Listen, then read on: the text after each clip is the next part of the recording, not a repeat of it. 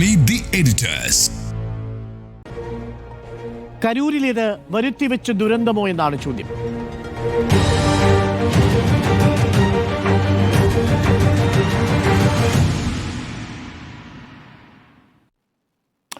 സ്മൃതി, വലിയ ആവേശത്തോടു കൂടിയാണ് കഴിഞ്ഞ സെപ്റ്റംബർ 13 സംസ്ഥാന പര്യടനം തുടങ്ങുന്നത് വിജയ്.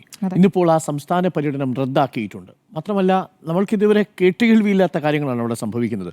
തൻ്റെ പേരിലൊരു ദുരന്തമുണ്ടായിക്കഴിഞ്ഞാൽ ആ സ്ഥലത്ത് നിന്ന് ആ സമയത്ത് തന്നെ വിജയ് ചെന്നൈയിലേക്ക് കയറുകയാണ്. മാധ്യമപ്രവർത്തകരോട് ഇത് നിമിഷം വരെയും ഔദ്യോഗികമായ പ്രതികരണം നടത്തിയിട്ടില്ല. ആദ്യം എക്സിലിട്ട വൈകാരികമായ പ്രതികരണമല്ലാതെ വരുത്തിവെച്ച ദുരന്തമാണ്. ഉറപ്പായിട്ടും വരുത്തിവെച്ച ദുരന്തമാണ്. ഒരു രാഷ്ട്രീയ നേതാവിന് വേണ്ട ആത്യന്തികമായ ഗുണമെന്നുള്ളത് ഒരു ഉത്തരവാദിത്തം ഏറ്റെടുക്കുക എന്നുള്ളതാണ്. ആ ഉത്തരവാദിത്തം ഏറ്റെടുക്കാതെ അവിടെ നിന്നും രക്ഷപ്പെടുകയാണ് ചെയ്തത്. 4 മണിക്കൂറിന് ശേഷം എത്ര വൈകാരികമായി പ്രതികരിച്ചിട്ടും കാര്യമില്ല. കാരണം ഈ 4 മണിക്കൂറിനിടയിൽ മുഖ്യമന്ത്രി, ഉപമുഖ്യമന്ത്രിയൊക്കെ ആശുപത്രികളിലേക്ക് പാഞ്ഞെത്തുകയാണ്. ഈ 10 ലക്ഷം ധനസഹായം പ്രഖ്യാപിക്കുന്നു. അതിനുശേഷമാണല്ലോ ഈ വിജയ് 20 ലക്ഷം മരിച്ചവരുടെ കുടുംബത്തിനും 2 ലക്ഷം പരിക്കേറ്റവർക്കും പ്രഖ്യാപിക്കുന്നത്.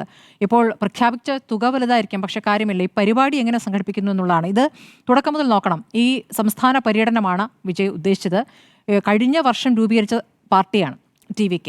അപ്പോൾ ഈ രാഷ്ട്രീയ പാർട്ടി രൂപീകരിക്കുമ്പോൾ രാഷ്ട്രീയ പാർട്ടിക്ക് അങ്ങനെ പ്രത്യേകമായൊരു സൈദ്ധാന്തികമായ പശ്ചാത്തലമോ അല്ലെങ്കിൽ എന്തിനു രൂപീകരിക്കുന്നു എന്ന് ചോദിക്കുമ്പോൾ ഇവിടുത്തെ ഭരണകൂടത്തിനെതിരെ, അത് സംസ്ഥാന ഭരണകൂടമാകും കേന്ദ്ര ഭരണകൂടത്തിനെതിരെ ഒരു പുതിയ പാർട്ടിയായി ഞങ്ങൾ വരുന്നു, അല്ലാതെ പ്രത്യേകിച്ച് ഒരു ആദർശം മുന്നോട്ട് വെക്കാനുണ്ടായിരുന്നില്ല. ഞങ്ങളൊരു നല്ല ഭരണം കാഴ്ചവെക്കാനുള്ള ഒരു പാർട്ടിയായി വരും എന്നതാണ്. അപ്പോൾ സംസ്ഥാന ഭരണത്തെയും DMK വിമർശിക്കുന്നു, അപ്പുറത്ത് BJP വിമർശിക്കുന്നു. അങ്ങനെയാണ് വിജയുടെ പ്രസംഗങ്ങളൊക്കെ ഉണ്ടായിട്ടുള്ളത്. ഇപ്പോൾ ഈ പരിപാടി തുടങ്ങുന്നത് വിക്രവാണ്ടിയിലാണല്ലോ. തുടക്കത്തിൽ ഈ പറയുന്ന സെപ്റ്റംബർ 13 തുടങ്ങുന്നത്.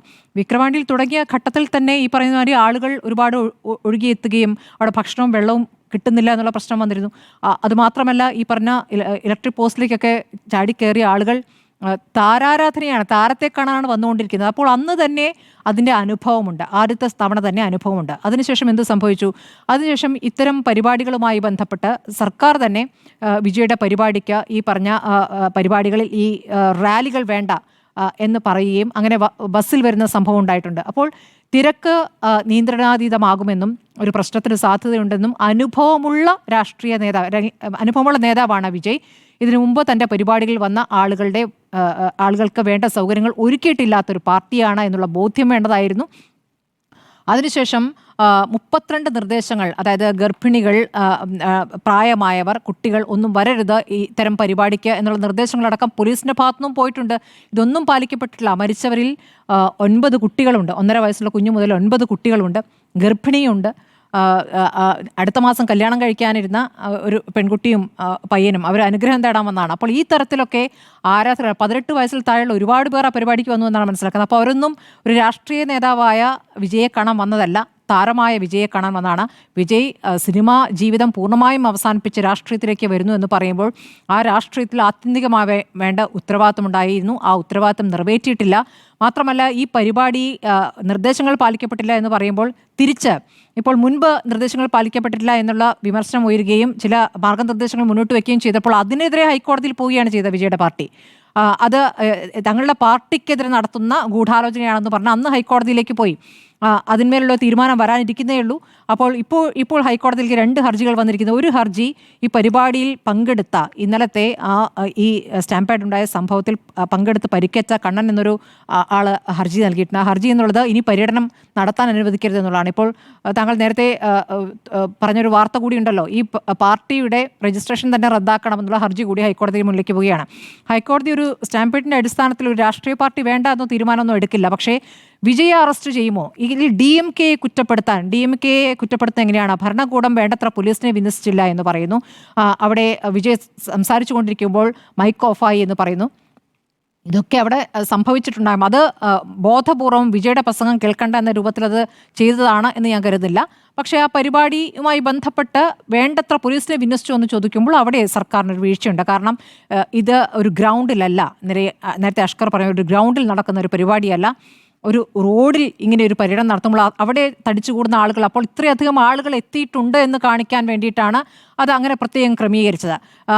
വിജയ് അങ്ങനെ വരുന്നു, വിജയ് എപ്പോൾ വരുമെന്നാണ് പറയുന്നത്. ഈ പരിപാടിക്ക് അനുമതി തേടിയത് 3 മണി മുതൽ 10 മണി വരെയാണ്. 3 മണി മുതൽ 10 മണി വരെയുള്ള പരിപാടിക്ക് അനുമതി തേടുമ്പോൾ അവിടേക്ക് പുലർച്ചെ മുതൽ ആളുകൾ ഒഴുകി എത്തിക്കൊണ്ടിരിക്കുകയാണ്. അങ്ങനെ ഭക്ഷണവും വെള്ളവുമില്ലാതെ കൊടും വെയിലത്ത് നിൽക്കുന്നു. വെയിൽ കഴിഞ്ഞ് സന്ധ്യയാകുന്നു, വെള്ളമില്ല. അത്രയും എന്താണ് അടിസ്ഥാനപരമായി കിട്ടുന്ന ശ്വാസവും വെള്ളവും കിട്ടാതെയാണ് ആളുകൾ മരിച്ചു വീഴുന്നത്. ചവിട്ടേറ്റായിട്ടാണ് ആളുകൾ മരിച്ചു വീഴുന്നത്. അപ്പോൾ ആ മരണം എന്തൊരു അവസ്ഥയാണെന്ന് ആലോചിക്കുക. അപ്പോൾ അവിടെ എത്തിയ ആരാധകരുടെ പ്രതികരണങ്ങൾ തന്നെ നമ്മൾ പിന്നെ കേൾക്കുകയാണ് വിജയ്ക്കെതിരെ. വിജയ് എവിടെയെന്നുള്ള ചോദ്യമാണ് വരുന്നത്. അപ്പോൾ ഒരു രാഷ്ട്രീയ ഭാവി തുടങ്ങും മുമ്പ് തന്നെ അങ്ങോട്ട് കൂമ്പടയുന്ന രൂപത്തിലുള്ള പ്രതികരണങ്ങൾ ആ പരിപാടിയിൽ നിന്ന് വന്നിട്ടുണ്ട്. ഇനി സ്റ്റാമ്പേഡുകളുമായി ബന്ധപ്പെട്ട് പറയുകയാണെങ്കിൽ തമിഴ്നാട്ടിൽ ഇതിനു മുമ്പും സമാനമായ സംഭവങ്ങൾ ഉണ്ടായിട്ടുണ്ട്. ജയലളിത മുഖ്യമന്ത്രിയായിരിക്കുമ്പോൾ ഉണ്ടായിട്ടുള്ള പരിപാടി അത് 92-ലാണ്. കുംഭകോണത്ത് മഹാമഹത്തിൽ അന്ന് ജയലളിത പങ്കെടുക്കുന്നു. അവിടെ കാണാനെത്തിയവിടെ 50 പേർ തിക്കിലും തിരക്കിലും മരിച്ചിട്ടുണ്ട്. ഇനി ഈ കൊല്ലത്തെ കണക്കെടുക്കുകയും രാജ്യത്തെ മുഴുവൻ കണക്കെടുക്കുകയാണെങ്കിൽ പലതരത്തിൽ കുംഭമേളയിലടക്കം നടന്ന സംഭവങ്ങളിലടക്കം മരണം 100-ലേറെയുണ്ട്. ഇതിലൊക്കെ ഈ പരിപാടി സംഘടിപ്പിക്കുന്നവർക്കെതിരെ നരഹത്യക്ക് കേസെടുത്തവരൊക്കെ ജയിലിൽ കിടക്കുകയാണോ? അല്ലല്ലോ, സംഭവിക്കുന്നില്ല. അപ്പോൾ മനഃപൂർവ്വമല്ലാത്ത നരഹത്യക്ക് കേസെടുക്കും, അതിൽ നിന്നും അവർ രക്ഷപ്പെടുകയും ചെയ്യും. ആത്യന്തികമായി മരിച്ചവർക്കും അവിടെ പരിപാടിക്ക് എത്തിയവർക്കും നഷ്ടം സംഭവിക്കുന്നു എന്ന് അല്ലാതെ രാഷ്ട്രീയ ഭാവിയുടെ കാര്യത്തിൽ, വിജയുടെ കാര്യത്തിൽ ഒരുപക്ഷേ വിജയുടെ പാർട്ടി ഇപ്പോൾ ആവശ്യപ്പെട്ടിരിക്കുന്നത് CBI അന്വേഷണമാണ്.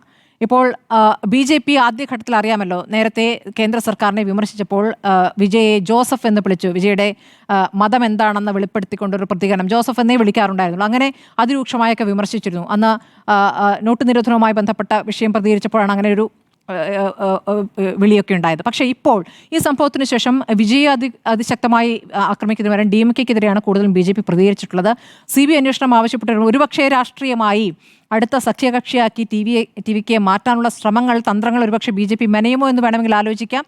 പക്ഷേ അത് എത്രത്തോളം ഗുണം ചെയ്യുമെന്നറിയില്ല. കാരണം AIDMK-യുമായുള്ള സഖ്യമൊന്നും BJP-ക്ക് അവിടെ അത്ര വിജയിച്ചിട്ടില്ല. അപ്പോൾ അടുത്ത തെരഞ്ഞെടുപ്പ് വരുമ്പോഴേക്കും 2026 ആകുമ്പോഴേക്കും എമർജ് ചെയ്യാം എന്നായിരുന്നു വിജയുടെ ലക്ഷ്യം. പക്ഷേ അത് തകർന്നു പോയിരിക്കുന്നു. ഒന്നാമത്തെ കാര്യം, വിജയുടെ പാർട്ടി ഒരു രാഷ്ട്രീയ പാർട്ടിയായി മാറിയിട്ടില്ല. അതിലെ അണികൾ എന്ന് പറയുന്ന ഫാൻസാണ്. ഈ ഫാൻസ്, ഓരോ ഭാഗത്തെയും ഫാൻസാണ് രാഷ്ട്രീയ പ്രവർത്തകരായി വന്നിരിക്കുന്നത്. അവരുടെ നിർദ്ദേശം അനുസരിച്ചായിരിക്കണം ഒരുപക്ഷെ വിജയ് വേഗം സ്ഥലം വിടാമെന്ന് തീരുമാനിച്ചത്. അവിടേക്ക് വരാനെടുത്ത സമയം അറിയാമല്ലോ, ഇത്രയും മണിക്കൂറുകൾ. ഇവിടെ നിന്ന് രക്ഷപ്പെടുന്നതിന് മിനിറ്റുകൾ മാത്രമേ വേണ്ടി വരുന്നുള്ളൂ. ചെന്നൈയിൽ ചെന്ന ശേഷം 4 മണിക്കൂർ ശേഷം പ്രതികരിച്ചാൽ മതി എന്ന് തീരുമാനിക്കപ്പെടുന്നത് എവിടെയാണ്? ഈ ഫാൻസ് പറഞ്ഞ അനുസരിച്ചായിരിക്കാം. ഇപ്പോഴേതായാലും നമ്മുടെ ചർച്ചയിൽ പോലും TVKയുടെ ഒരു പ്രതിനിധി വരാമെന്ന് പറഞ്ഞിരുന്നതാണ്. പിന്നീട് പ്രതികരണമേ വേണ്ട, അതായത് വിജയ് പറഞ്ഞ പ്രതികരണത്തിനപ്പുറം ഇനി പ്രതികരണം വേണ്ട എന്ന തീരുമാനമാണ്. ഹൈക്കോടതി നാളെ ഈ ഹർജി എടുക്കുമ്പോൾ എടുക്കുന്ന തീരുമാനം പ്രധാനമാണ്. ഇപ്പോൾ ഈ പാർട്ടിയിലെ പ്രധാനപ്പെട്ട പലരെയും അറസ്റ്റ് രേഖപ്പെടുത്തി, 4 പേരെ അറസ്റ്റ് രേഖപ്പെടുത്തിയിട്ടുണ്ട്. പക്ഷേ വിജയുടെ അറസ്റ്റ് DMK ചെയ്യാത്തത് മനഃപൂർവ്വമാണ്. കാരണം ആ അറസ്റ്റിലൂടെ ഒരുപക്ഷെ ഒരു സഹതാപ തരംഗം ഉണ്ടാകാനുള്ള സാധ്യതയുണ്ട്. അപ്പോൾ കോടതി തീരുമാനിക്കട്ടെ. കോടതി അറസ്റ്റ് പറയുകയാണെങ്കിൽ അറസ്റ്റിലേക്ക് പോകാമെന്നുള്ളതായിരിക്കാം. എന്തായാലും ഇതിനു മുമ്പ് രജനീകാന്ത് ഒരു രാഷ്ട്രീയ പ്രവേശം ശ്രമിച്ചതാണ്. രജനീകാന്തിന് മനസ്സിലായി ഈ സിനിമ കാണാനെത്തുന്ന ആൾക്കൂട്ടം, അല്ലെങ്കിൽ തൻ്റെ പ്രസംഗം കാണാൻ വരുന്ന ആൾക്കൂട്ടം അത് വോട്ടാകില്ല എന്ന ബോധ്യമായ അദ്ദേഹത്തിന് എപ്പോഴോ നേരത്തെ വന്നു. അതുകൊണ്ട് അദ്ദേഹം പിൻവാങ്ങിയിരിക്കുന്നു. പിന്നീട് കമൽഹാസൻ വന്നപ്പോഴും കമൽഹാസനും വലിയ ഉദ്ദേശിച്ച അത്ര രൂപത്തിൽ അദ്ദേഹത്തിൻ്റെ ഒരു രാഷ്ട്രീയ നേതാവാൻ പറ്റിയില്ല. അദ്ദേഹം ഒരു MP ആകുന്നു എന്നുള്ളത് അദ്ദേഹത്തിന് അത് വ്യക്തിപരമായ ഗുണം ചെയ്യുമായിരിക്കും. പക്ഷേ ഒരു രാഷ്ട്രീയ പാർട്ടി എന്ന നിലയ്ക്ക് അത് വലുതായിട്ടൊന്നും DMK-യുടെ കൂടി ചേർന്ന ശേഷമാണല്ലോ അതും സാധ്യമാവുന്നത്. അപ്പോൾ അങ്ങനെയുള്ള കാര്യങ്ങളല്ലാതെ ജയലളിതയുടെയും MGR-ൻ്റെയും കാലത്തെ ഒരവസ്ഥയിലേക്കല്ല ഇപ്പോൾ പോകുന്നത്. പക്ഷേ അതിവൈകാരികത ഒരു പ്രധാനപ്പെട്ട പ്രശ്നമാണ്. താരങ്ങളെ കാണുമ്പോൾ ഇപ്പോൾ കേരളത്തിൽ ഈ തരത്തിൽ താരങ്ങൾക്ക് വേണ്ടി ഇങ്ങനെ രാവിലെ മുതൽ വെയിൽ കൊണ്ട് മഴ കൊണ്ട് ഇങ്ങനെ നിൽക്കുമോ എന്ന് ചോദിച്ചാൽ നിൽക്കില്ല. ആത്യന്തികമായി സ്വാഭിമാനം എന്നുള്ള വേറെ രൂപത്തിൽ ഇവിടെ പ്രവർത്തിക്കുന്നു. അത് അവർ അങ്ങനെയുള്ളവരല്ല എന്നല്ല പറയുന്നത്. അതിവൈകാരികമായി കാര്യത്തിൽ കാണുകയും അവനവനേക്കാൾ ഈ പറഞ്ഞ നേതാവിനെ സ്നേഹിക്കുക എന്ന രൂപത്തിലേക്ക് വരും. കുട്ടികളെയൊക്കെ കൊണ്ടുവരുന്ന കുട്ടികളോട് ചെയ്യുന്ന ക്രൂരതയാണ്. 1.5 വയസ്സുള്ള കുഞ്ഞിനെ കൊണ്ടാക്കി ഇത്രയും മണിക്കൂറുകളോടെ കാത്തു നിൽക്കുന്നത്. അപ്പോൾ അതിലൊക്കെ ഒരു ആലോചന ആ ഒരു ആളുകൾക്ക് തന്നെ ഉണ്ടാകാൻ ഈ സംഭവം ഇടയാക്കട്ടെ എന്ന് പ്രതീക്ഷിക്കാം.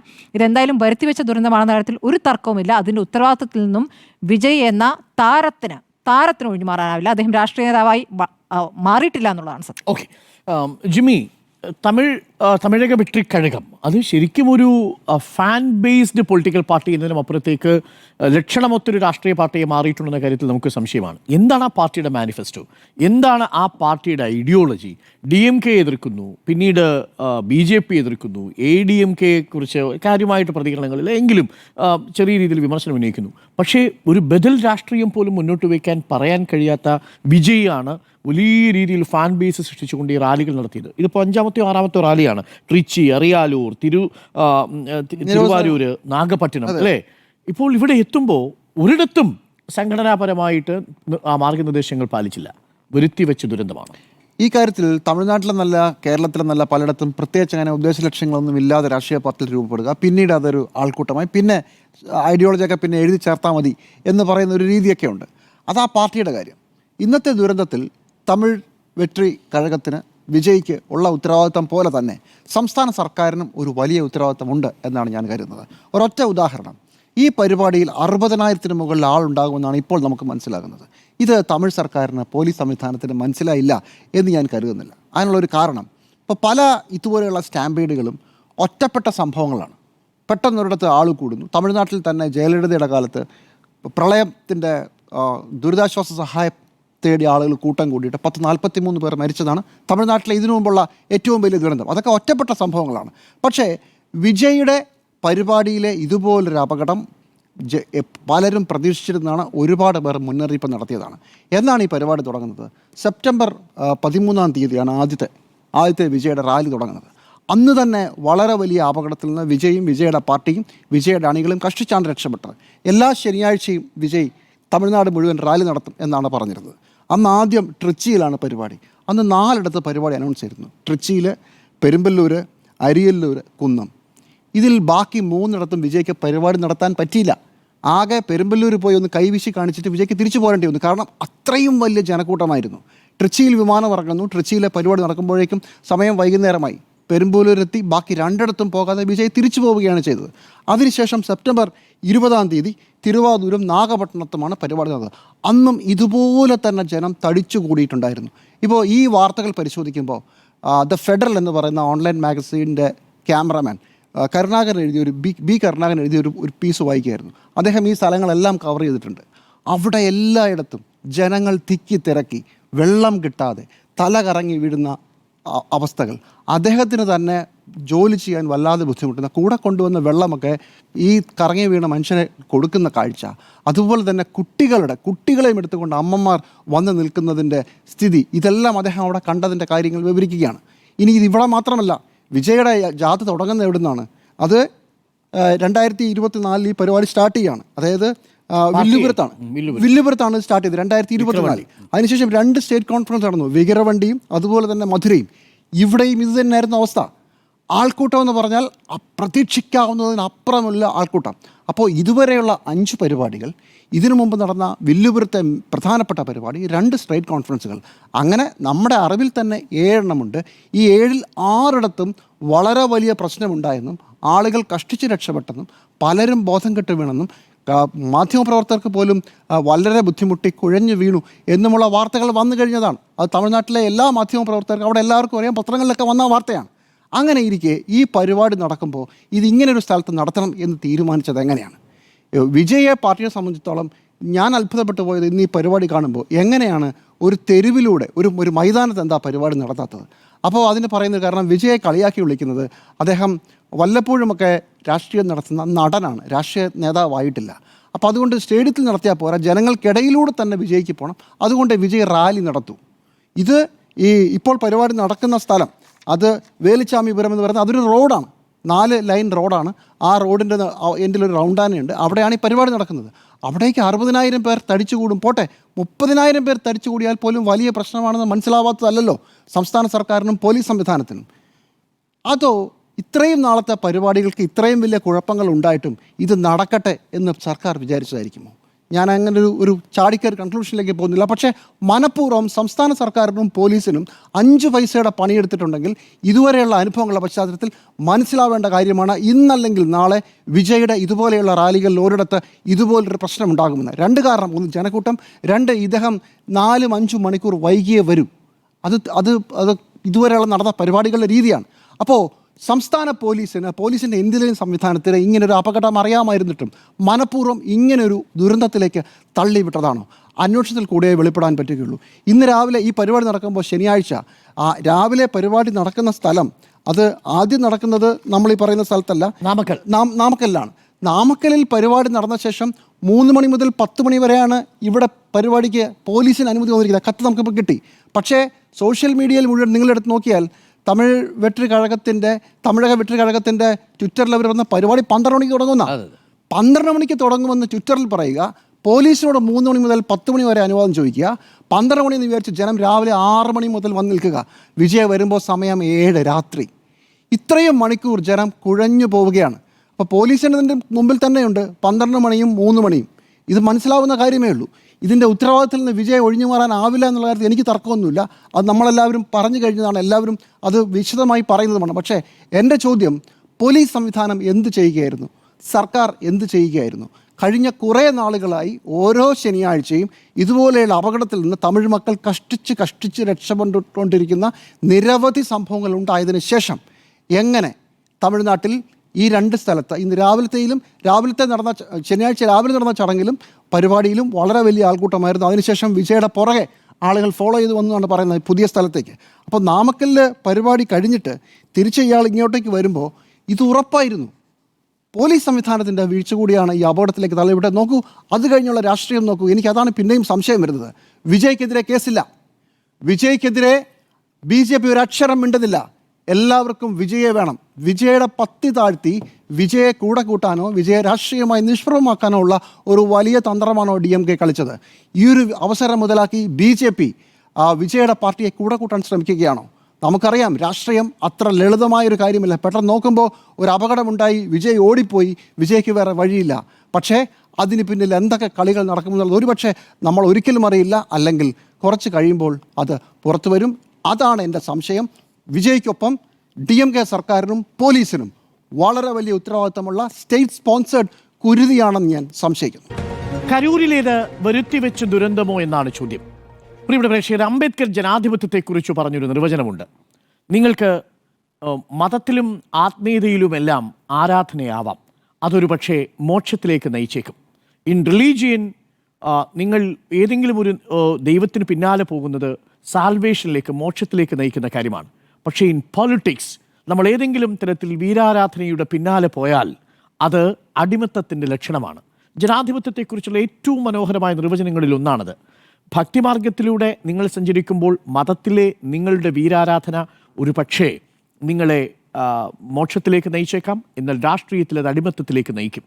യഥാർത്ഥത്തിൽ ഇത് ഏറ്റവും കൂടുതൽ പ്രയോഗിക്കപ്പെട്ടിരിക്കുന്ന ഒരു സ്ഥലമാണ് തമിഴ്നാട് എന്ന് പറയുന്നത്. തമിഴക രാഷ്ട്രീയം എന്ന് പറയുന്നത് തന്നെ ഒരു ഘട്ടം കഴിഞ്ഞാൽ ദ്രാവിഡ രാഷ്ട്രീയത്തിൻ്റെ ചെറുത്തുനിൽപ്പുകൾക്കും അപ്പുറത്തേക്ക് നോക്കിയാൽ അതിലെ ജനാധിപത്യ വിരുദ്ധത കാണാൻ കഴിയുന്നത്, അതിലെ സൈക്കോ ഫാൻസിയുടെ എലമെൻ്റ് വരുന്ന, വീരാരാധനയുടെ എലമെൻ്റ് വരുന്ന തമിഴ് രാഷ്ട്രീയത്തിലാണ്. വാണവരെക്കുറിച്ച് നമ്മൾ ധാരാളം കേട്ടിട്ടുണ്ട്. പക്ഷേ നോക്കൂ, യഥാർത്ഥത്തിൽ എന്താണ് വാസ്തവം? അവിടെ MGR, കരുണാനിധി, ജയലളിത, ജാനകി രാമചന്ദ്രൻ വിജയിച്ച തമിഴിലെ രാഷ്ട്രീയവും സിനിമയുമായി ബന്ധപ്പെട്ട് നടന്ന വീരപരിവേഷമുള്ളവരാണ്. ഇവരെയൊക്കെ വിജയിപ്പിച്ചെടുത്തിരിക്കുന്നത് പൂർണ്ണമായിട്ടും വീരപരിവേഷമാണെന്ന് പറയാൻ പറ്റുമോ? ഇപ്പോൾ കരുണാനിധി വ്യക്തമായ രാഷ്ട്രീയ ബോധ്യത്തിൻ്റെ അടിസ്ഥാനത്തിൽ കൂടി തെരഞ്ഞെടുപ്പിലൂടെ അധികാരത്തിലേക്ക് വന്നയാളാണ്. MGR ആണ് ഈ വീര ആരാധനയെ ആദ്യമായി പരീക്ഷിച്ചത്. ജയലളിത തൻ്റെ വൈകാരികമായ അനുഭവങ്ങളിൽ നിന്നാണ് ഈ ദ്രാവിഡ മുന്നേറ്റ കഴകത്തിനെതിരായിട്ടുള്ള രാഷ്ട്രീയവുമായിട്ട് വരുന്നത്. പറഞ്ഞു കേൾക്കാറുണ്ട്, വാസ്തവമാണോ എന്നറിയില്ല, ഇപ്പോൾ സമൂഹ മാധ്യമങ്ങളിലൊക്കെ പ്രചരിക്കുന്നൊരു കഥയുണ്ട്. സ്റ്റാലിന് മകൻ ജനിക്കുമ്പോൾ, അതായത് ഉദയനിധി സ്റ്റാലിന് 1977 അദ്ദേഹം ജനിക്കുന്നത്, നവംബർ മാസത്തിൽ അടിയന്തരാവസ്ഥ കഴിഞ്ഞുള്ള സമയം. അന്ന് സ്റ്റാലിൻ തൻ്റെ മകൻ്റെ പിറവി അറിയിച്ചുകൊണ്ടൊരു കത്ത് ജയിലിൽ കിടക്കുന്ന കരുണാനിധിക്ക് എഴുതുന്നു എന്നൊരു കഥയുണ്ട്. വാസ്തവമാണോ എന്നറിയില്ല. അതിന് കരുണാനിധി കൊടുക്കുന്നൊരു മറുപടി ഇതാണ്: നീ ഇപ്പോൾ അതല്ല ശ്രദ്ധിക്കേണ്ടത് എന്നുള്ളതാണ്. കാരണം എന്താണ്? പൊതുജീവിതം എന്ന് പറയുന്നത് ഒരു ഉദ്യാന വിനോദമല്ല, പകരം അതൊരു കൊടുങ്കാറ്റിനെ നേരിടുന്ന മഹാപ്രക്രിയയാണ് എന്നാണ് അന്ന് കരുണാനിധി എഴുതിയതായിട്ട് പറയപ്പെടുന്നത്. അതാണ് ആ രാഷ്ട്രീയമായ പക്വതയും അനുഭവങ്ങളുടെ തീച്ചുളയും എന്ന് പറയുന്നത്. അത് പക്ഷേ പിന്നീട് വന്ന എത്ര പേർക്കുണ്ടായി എന്നുള്ളതാണ് പ്രധാനപ്പെട്ട ചോദ്യം. അപ്പോൾ നമ്മൾ സൈക്കോ ഫാൻസിയിലൂടെ, വീരാരാധനയിലൂടെ തമിഴ്നാട്ടിൽ രാഷ്ട്രീയം വന്നു എന്ന് പറയുമ്പോഴും വിജയിച്ചവരിൽ കരുണാനിധിയെയും ജയലളിതയും ഞാനതിൽ നിന്ന് മാറ്റി നിർത്തും. ഒരു പരിധിവരെ MGR, പിന്നീട് ജാനകി രാമചന്ദ്രൻ ഈ വീരാരാധനയുടെ ഗുണം കിട്ടിയിട്ടുണ്ടാവാം. എന്നാൽ പരാജയപ്പെട്ടു പോയവരെ കൂടി പറഞ്ഞു തന്നെ പോകണം. കമലഹാസൻ, കമലഹാസന്റെ രാഷ്ട്രീയ പാർട്ടി 2019 രൂപീകരിക്കുമ്പോൾ എന്തായിരുന്നു മക്കൾ നീതിമയ്യത്തിന്റെ പ്രധാനപ്പെട്ട ആശയങ്ങളിലൊന്ന്? തീർച്ചയായിട്ടും അത് സവർണ്ണ രാഷ്ട്രീയത്തിനെതിരായിട്ടുള്ള ദ്രവീഡ രാഷ്ട്രീയം ഉയർത്തിപ്പിടിച്ച ബദൽ രാഷ്ട്രീയമാണ്. പക്ഷേ അന്ന് പ്രധാനപ്പെട്ട ശത്രുവായി DMK പ്രഖ്യാപിച്ചിരുന്നു. ഓർമ്മയുണ്ടോ? ഇന്നിപ്പോ ആ കമലഹാസൻ രാജ്യസഭയിൽ ഇരിക്കുന്നത് ആരുടെ പിന്തുണയോട് കൂടിയാ? ഇതേ DMKയുടെ പിന്തുണയോട് കൂടിയാ. കമലഹാസന് മനസ്സിലായി ഈ പണി തനിക്ക് ഒറ്റയ്ക്ക് ചെയ്യാൻ പറ്റുന്നതല്ല. വീടുപോയി കമലഹാസൻ എന്നുള്ളത്. മറ്റൊന്ന് ഭാഗ്യരാജാണ്. ഒരു രാഷ്ട്രീയ പാർട്ടിയുമായിട്ട് വന്നു. ഒടുവിൽ ആ പാർട്ടി തന്നെ പിരിച്ചുവിടുന്ന സാഹചര്യമുണ്ടായി. വിജയകാന്തിന് ഏറെക്കാലം രാഷ്ട്രീയത്തിൽ പിടിച്ചു നിൽക്കാൻ കഴിയാതെ ആ രീതിയിൽ വീടുപോയി. നെപ്പോളിയൻ മറ്റൊരു രാഷ്ട്രീയമായിട്ട് മുന്നോട്ട് വരുന്നു. ഖുശ്ബുവിനെ പോലെയുള്ള നേതാക്കൾ വരുന്നു. പക്ഷേ അവർക്ക് BJPയുമായിട്ട് സഖ്യം ചെയ്യേണ്ടി വരുന്ന സാഹചര്യം ഉണ്ടാവുന്നു. ആ പാതയിലേക്കാണ് വിജയിയുടെയും ചലനം. ഈ കാണുന്ന വലിയ ആൾക്കൂട്ടമൊന്നും വിജയിയുടെ രാഷ്ട്രീയ പാർട്ടി അംഗീകരിക്കുന്ന ജനതയുടെ ഒരു സമ്മതിയായിട്ട് കാണാനേ കഴിയില്ല. അതുകൊണ്ടാണ് കമലഹാസൻ പറഞ്ഞത് ആൾക്കൂട്ടം കണ്ട് നിങ്ങൾ തെറ്റിദ്ധരിക്കരുത് എന്നുള്ളത്. ഇനി കരൂർ വിഷയത്തിലേക്ക് വരാം. അതുകൊണ്ട് ഇപ്പോഴും ഞാൻ വിശ്വസിക്കുന്നത് 2009 വിജയ് സൃഷ്ടിച്ച വിജയിയുടേതായിട്ടുള്ള വിജയ് മക്കൾ എന്ന് പറയുന്ന ഏക്കം എന്ന് പറയുന്ന ഒരു ഫാൻസ് ക്ലബ്ബുണ്ട്. ആ ഫാൻസ് ക്ലബ്ബിൽ നിന്ന് ഒരു പടി പോലും വളർന്നിട്ടില്ലാത്ത ഒരു രാഷ്ട്രീയ പാർട്ടി മാത്രമാണ് തമിഴക വെട്രിക്കഴകം. പ്രേക്ഷകർ ഓർമ്മിക്കുന്നുണ്ടാവുമല്ലോ, 2009 ഈ വിജയ് മക്കൾ ഇയക്കം സ്ഥാപിച്ചതിനു ശേഷം അദ്ദേഹം ആ സമയങ്ങളിലെല്ലാം ആലോചിച്ചിരുന്നത് എങ്ങനെയെങ്കിലും രാഷ്ട്രീയത്തിലേക്ക് വരണം.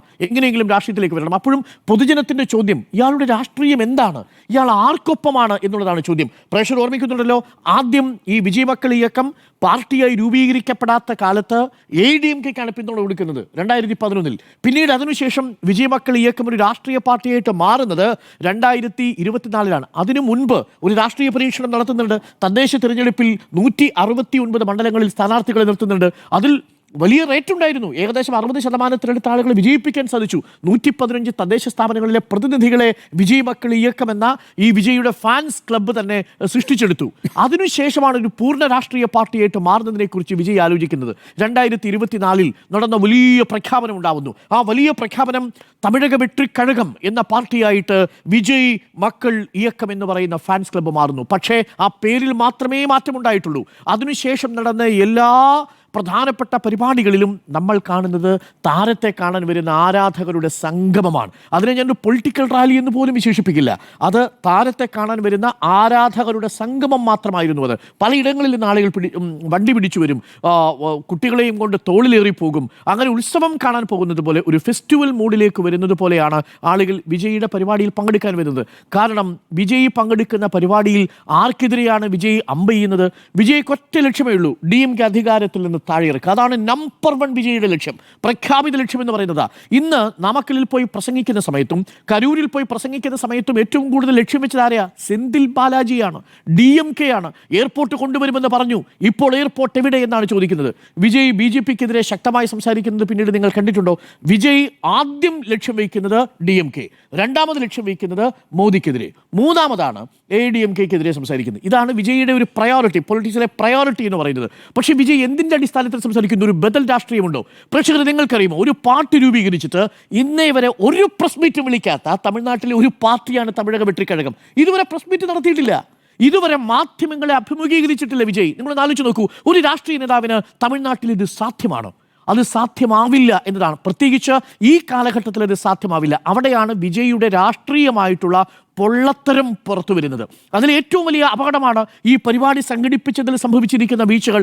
എണ്ണി നമുക്ക് പറയാൻ സാധിക്കും. 2025 സെപ്റ്റംബർ മാസം 13 തിരുച്ചിയിൽ ഈ പരിപാടി സംഘടിപ്പിക്കാൻ പോകുന്നതിന് മുൻപ് പോലീസ് കൃത്യമായ ചില ഗൈഡ് ലൈൻസ് കൊടുത്തിരുന്നില്ലേ? ഞാൻ ജിമ്മിയോട് വിയോജിക്കുന്ന ഒരു പോയിന്റ് ഇവിടെയാണ്. ഇത് പോലീസിന്റെ കൂടി ഉത്തരവാദിത്വമായിരുന്നു, ഇന്റലിജൻസിന്റെ പരാജയം ഉണ്ടായിരുന്നു എന്ന് പറയുന്നിടത്ത് 2 കാര്യങ്ങൾ മനസ്സിലാക്കണം.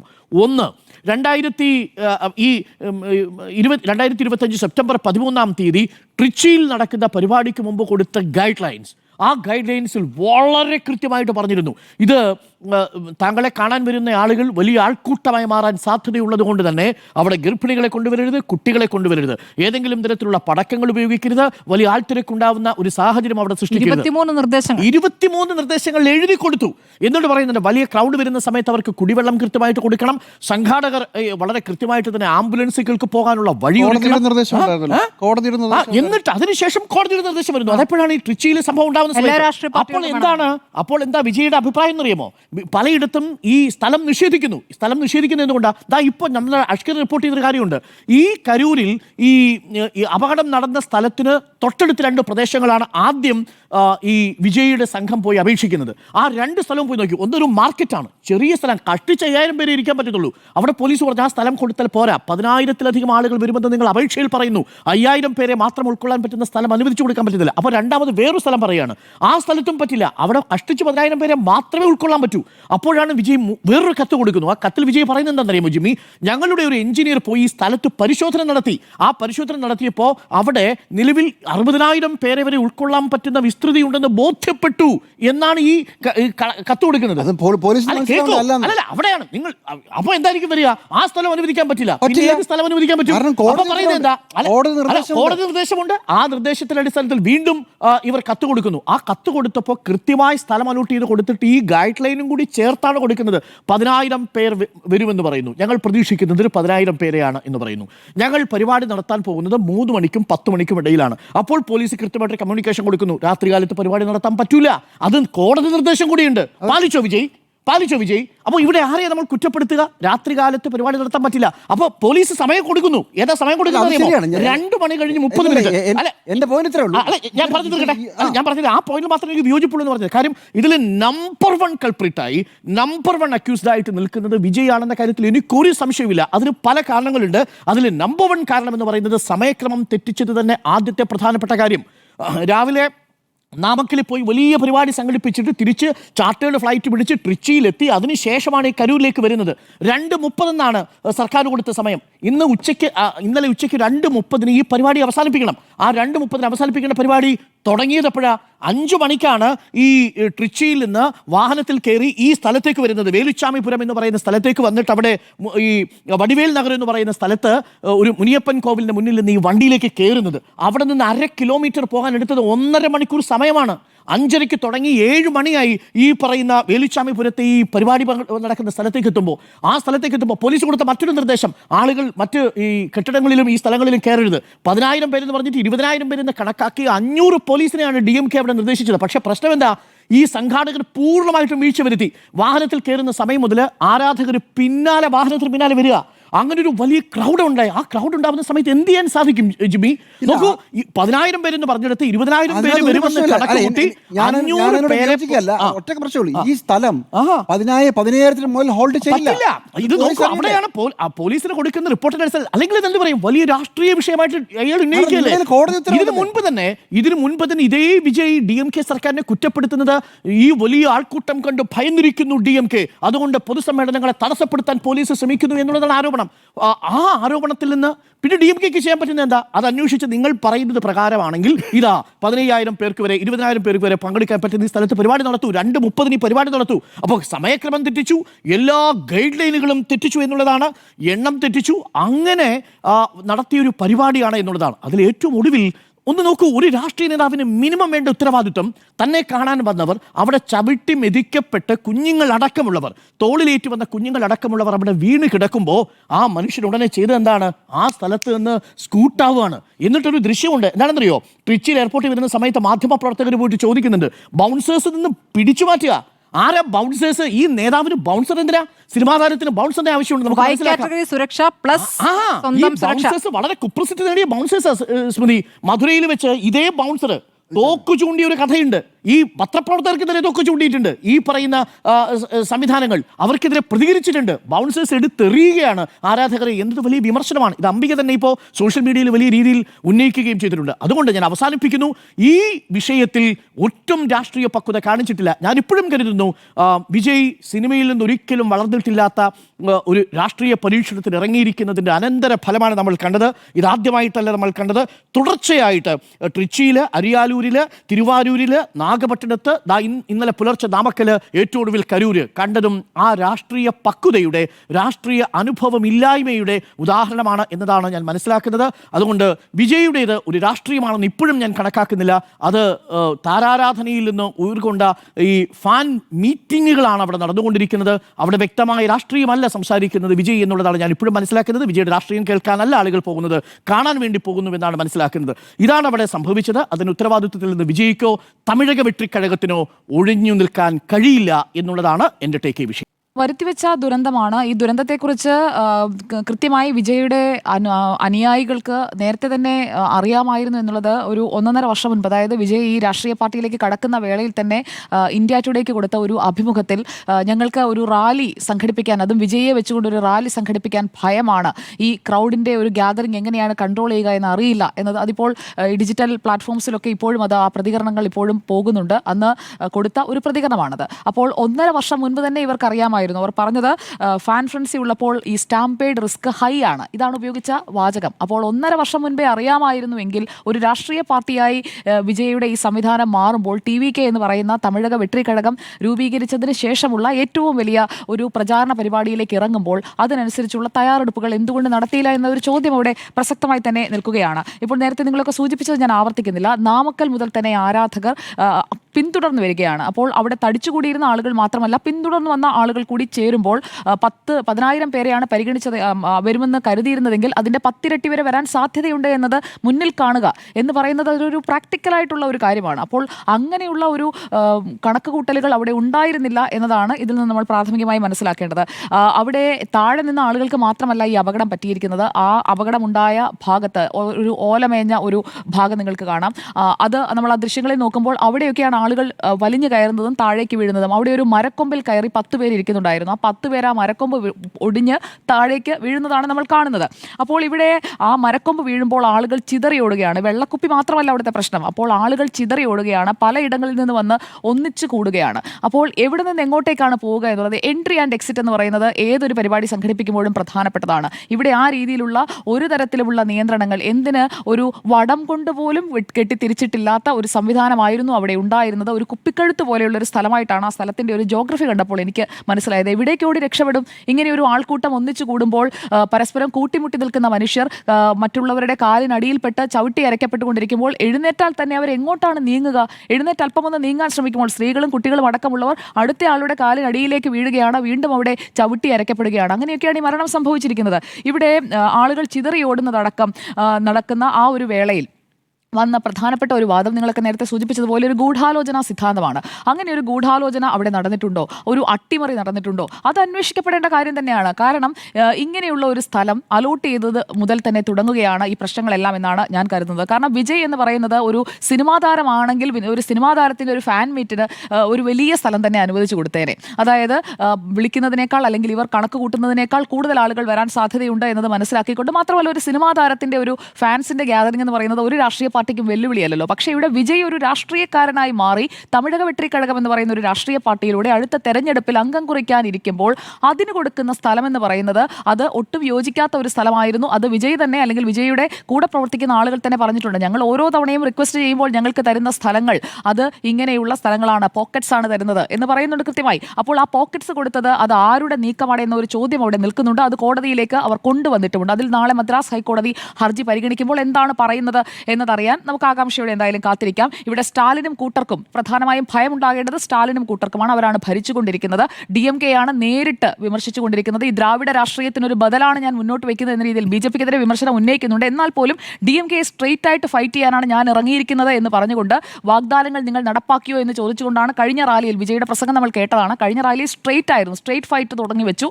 അതിനുശേഷമാണ് ഈ സ്ഥലത്തിന്റെ റിക്വസ്റ്റ് കൊടുക്കുന്നത്, ഈ റാലിയുടെ റിക്വസ്റ്റ് കൊടുക്കുന്നത്. അപ്പോൾ അവിടെ ഡയറക്റ്റായി സ്റ്റാലിൻ അഫക്റ്റഡ് ആയിട്ടുണ്ട് എന്നത് ഒരു ഫാക്ട് തന്നെയാണ്. അതുകൊണ്ട് തന്നെ ഇക്കാര്യത്തിൽ അട്ടിമറിയുണ്ടോ അത് അന്വേഷിക്കപ്പെടേണ്ട കാര്യം തന്നെയാണ്. ഒരു സബോട്ടാഷ് ഉണ്ടായിട്ടുണ്ടോ എന്നത് അന്വേഷിക്കപ്പെടേണ്ട ഒരു കാര്യം തന്നെയാണ്. ആ വെന്യൂവിൻ്റെ ആ ഒരു ഘടന വെക്കുമ്പോഴാണ് ആ ഒരു സംശയം ബലപ്പെടുന്നത്. ഇവിടെ TVK കുറിച്ച് പറഞ്ഞു കഴിഞ്ഞാൽ TVK ഒരു പുതിയ പാർട്ടിയാണ്, നമുക്കറിയാം. അവിടെ ഒരു പ്രാക്ടിക്കലായിട്ടുള്ള ഒരു പൊളിറ്റിക്കൽ നോളജ് അല്ലെങ്കിൽ ഇതുപോലെയുള്ള ഒരു ഗ്യാതറിംഗ് സംഘടിപ്പിച്ച് പരിചയമുള്ള പഴക്കവും തഴക്കവും വന്ന എത്ര പേർ മറ്റു പാർട്ടികളിൽ നിന്ന് ഇതിലേക്ക് കൂടുമാറിയിട്ടുണ്ട് എന്നത് നമുക്ക് വ്യക്തമല്ല. കാരണം അങ്ങനെ കേട്ട നേതാക്കളെ ഒന്നും നമ്മൾ ഈ TVKയുടെ ഭാഗമായിട്ട് കാണുന്നുമില്ല.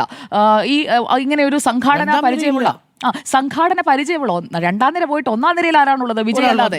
വിജയ്. അപ്പോൾ വിജയ് എന്ന് പറയുന്നത് എന്താണ്? വിജയ് എന്ന് പറയുന്നത് ഒരു പൊളിറ്റിക്കലി ഒട്ടും തന്നെ ഒരു എക്സ്പീരിയൻസ് ഉള്ള ആളല്ല എന്ന് നമ്മൾ മനസ്സിലാക്കണം. അപ്പോൾ പൊളിറ്റിക്കലി ഇൻഎക്സ്പീരിയൻസ്ഡ് ആയിട്ടുള്ള ഒരു ലീഡർ, ആ പൊളിറ്റിക്കലി ഇൻഎക്സ്പീരിയൻസ്ഡ് ആയിട്ടുള്ള ആളുടെ ഫാൻസിൽ നിന്ന് വന്നിരിക്കുന്ന നേതാക്കൾ, ആ ഫാൻസ് നേതാവായിട്ട് മാറുമ്പോൾ ഇപ്പോൾ ഏത് താരത്തിന്റെ ആയാലും ഫാൻസിന് രാഷ്ട്രീയത്തിലേക്ക് വരികയൊക്കെ ചെയ്യാം. പക്ഷേ ഫാൻസ് വരുമ്പോഴേക്കും അവർക്കൊരു പൊളിറ്റിക്കൽ നോളജ് ഉണ്ടാവണം, ഒരു പൊളിറ്റിക്കൽ അണ്ടർസ്റ്റാൻഡിംഗ് ഉണ്ടാവണം, എന്താണ് തങ്ങളുടെ ഒരു ഐഡിയോളജി എന്നെങ്കിലും അറിയണം. ഇവിടെ എന്ത് ഐഡിയോളജിയാണുള്ളത്? വിജയുടെ പാർട്ടിക്ക് TVK എന്തെങ്കിലും ഐഡിയോളജി ഉണ്ടോ? അപ്പോൾ അവിടെ ആ രീതിയിലുള്ള ഒരു കാര്യവുമില്ല എന്ന് നമ്മൾ മനസ്സിലാക്കണം. ഇവിടെ DMK, അണ്ണാ DMK ഇത് രണ്ടും ദ്രാവിഡ രാഷ്ട്രീയം കൃത്യമായി ഉയർത്തിപ്പിടിക്കുന്ന പാർട്ടികളാണ്. അപ്പോൾ അണ്ണാ DMK പോലെയൊന്നുമല്ല. TVKയുടെ ഒരു മാസ് ബേസ് എന്ന് പറയുന്നത് വിജയുടെ ഫാൻ ബേസ് ആണ്, അല്ലാതെ വേറൊന്നുമില്ല, ഐഡിയോളജി ഇല്ല.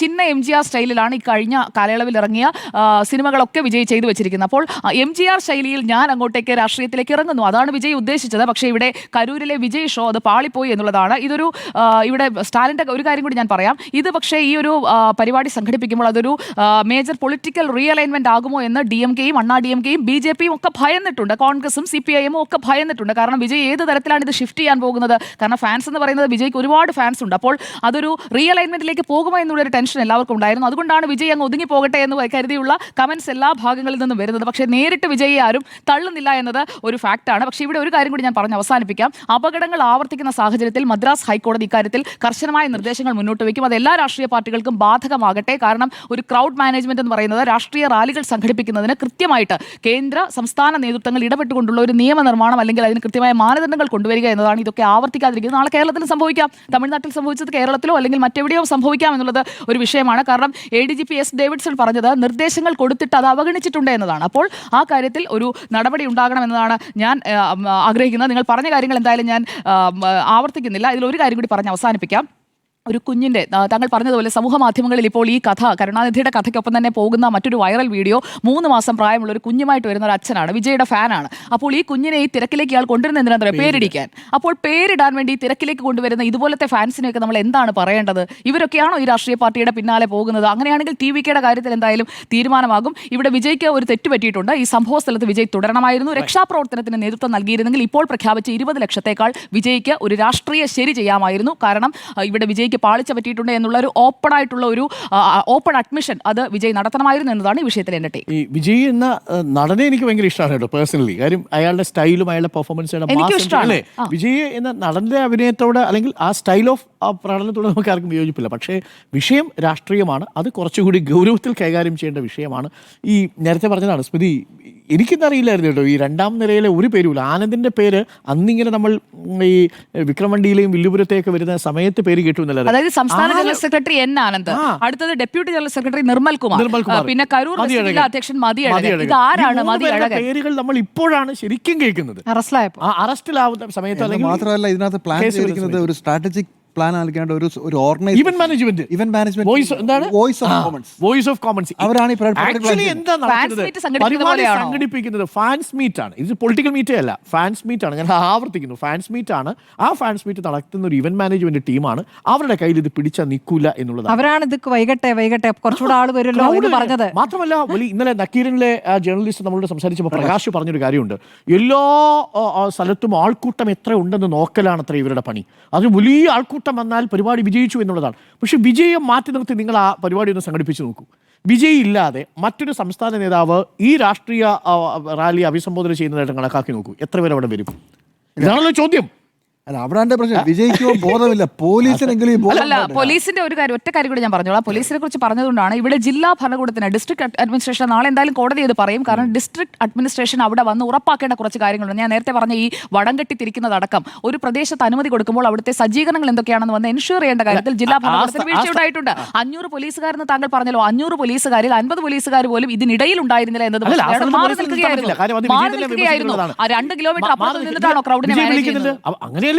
ഇയാൾ എന്താ കൊടുത്തിരിക്കുന്നത്? ഈ പരിപാടി നടത്തുന്നത് റോഡ് ഷോ പോലെയാണെന്നും ഇത്ര കിലോമീറ്റർ സ്ട്രെച്ചിലാണ് ഈ പരിപാടി നടത്തുന്നതെന്ന് പറയുമ്പോൾ ആ സ്ഥലത്ത് ഇവർ നിരന്തരം വിമർശിച്ചുകൊണ്ടിരിക്കുകയാണ് സർക്കാരിനെ. ഇപ്പൊ തന്നെ നോക്കൂ, നേരത്തെ സുജയ പറഞ്ഞ ആ 2 സ്ഥലങ്ങളും ഇതിനേക്കാൾ കുറഞ്ഞ ഇടുങ്ങിയ സ്ഥലമാണ്. അവിടെ നമ്മുടെ അഷ്കർ പോയി നേരിട്ട് കണ്ടതാണ് ഈ 2 വണ്ടി. വിജയുടെ വണ്ടി പോകുന്നു, പിന്നാലെ കോൺവോയ്സ് പോകുന്നു. കാരണവശാലും ഇങ്ങനൊരു സ്ഥലത്ത് പരിപാടി അനുവദിക്കാൻ പറ്റുന്നത്. അല്ല, ആലോചി- വേറെ ഇല്ല. കരൂരിൽ മറ്റൊരു സ്ഥലം, പിന്നുള്ളൊരു സ്ഥലം ഉണ്ടായിരുന്നു, അതൊരു പ്രൈവറ്റ് പ്രോപ്പർട്ടിയാ. അവിടെയാണ് DMK-യുടെ പരിപാടി നടന്നത്. ആ പ്രോപ്പർട്ടി DMK-യുടെ പ്രോപ്പർട്ടിയാ, ആ DMK-യുടെ താല്പര്യമുള്ള കക്ഷിയുടെ പ്രോപ്പർട്ടിയാ. അവിടെ അവർ സ്ഥലം വിട്ടു കൊടുക്കില്ല. പ്രൈവറ്റ് ആണ്. പോലീസിന് എന്തെങ്കിലും പറയാൻ പറ്റുമോ? പ്രൈവറ്റ് പ്രോപ്പർട്ടിയിൽ ഇല്ലെങ്കിൽ നോക്കൂ, ഇതാണ് വിജയ് മുന്നോട്ട് വയ്ക്കുന്ന ഇരവാദം. അതാണെന്ന്. പക്ഷേ വിജയ്ക്കെതിരെ കേസെടുക്കില്ല. വിജയ്ക്കാണെങ്കിൽ ആൾക്കൂട്ടം വേണം, ക്രൗഡ് വേണം. കോടതി പറയും, നാളെ കോടതി പറഞ്ഞനുസരിച്ച് കേസെടുക്കേണ്ടി വരും. കോടതി എന്താ പറഞ്ഞിരിക്കുന്നത്? വിജയ്ക്കെതിരെ തന്നെയാ കോടതി. അല്ല, വിജയ്ക്കെതിരെ കേസെടുത്ത് കഴിഞ്ഞാൽ ലോ ആൻഡ് ഓർഡർ സിറ്റുവേഷൻ വഷളാവും. തമിഴ്നാട്ടിലോ ഇന്ത്യയിലോ നടക്കാൻ പോകുന്നില്ല. അപ്പൊ മനസ്സിലാവും എല്ലാവർക്കും. അപ്പോൾ വരുത്തിവെച്ച ദുരന്തമോ എന്നുള്ളതായിരുന്നു ചോദ്യം. 4 പേരുടെയും അഭിപ്രായം യെസ് എന്ന് തന്നെയാണ്.